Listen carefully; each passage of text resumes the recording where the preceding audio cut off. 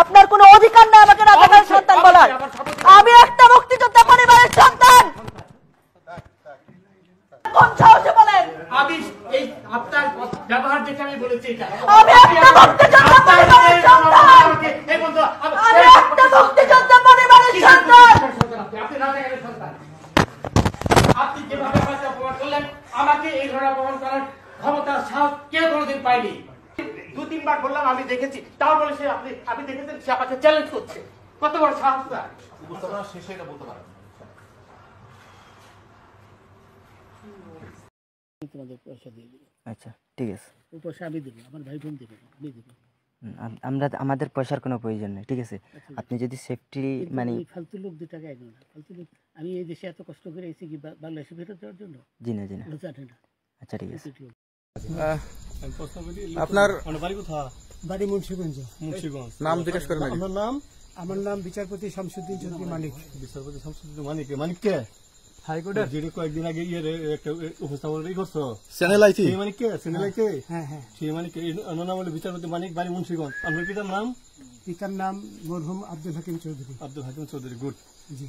আপনি ইন্ডিয়া পালাইতেছেন কেন বলেন? ভয়ে পালাইতেছি। কার বয়ে? আর প্রশাসনের ভয়ে। প্রশাসনের বয়ে?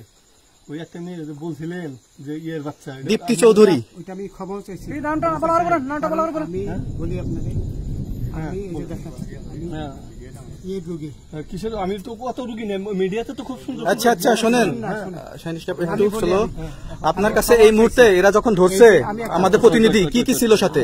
আমার সাথে কি কি ছিল এটা বলেন। আমার সাথে ছিল ব্রিটিশ পাসপোর্ট, বাংলা পাসপোর্ট, টাকা আর কটা ই কার্ড, ডেবিট কার্ড আর ই কার্ড। আচ্ছা, কালকে যে টাকাগুলো ছিল, আজকে কোনো টাকা ছিল সাথে? আজকে ছিল না, আজকে যে কত 40 বাংলাগুলা। হ্যাঁ 40,000। 40 টাকা আজকে আজকে। হ্যাঁ আজকে যেটা। কয় টাকা ছিল? বেকানি এই বেকান হয়, ওই বেকান হবে 40,000 টাকা ছিল। কালকে যে দুজন টাকা নিছে ওদের কাছে কত টাকা ছিল? এই দামান নিছে 60-70 মতো। 60-70 লাখ। আচ্ছা 60-70 লাখ। আচ্ছা ওরা নিয়ে গেছে। নৌকালাও সাথে নিয়ে নিছে? নৌকালা এবং ওই লোক দুইজন সাথে একসাথে নিছে? না, ওই দুই ছোকরা নিছে।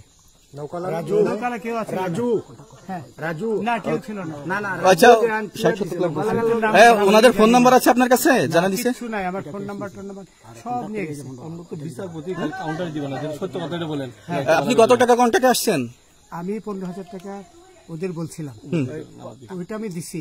কিন্তু পরে এই দুই ছেলে আমার মাইরা ধইরা। এই মাইকটা কোন জায়গায় মারছে ভাইয়া? বর্ডারে আনিয়া মারছে না ভিতরে? তারের ভিতরে, ইন্ডিয়ার ভিতরে।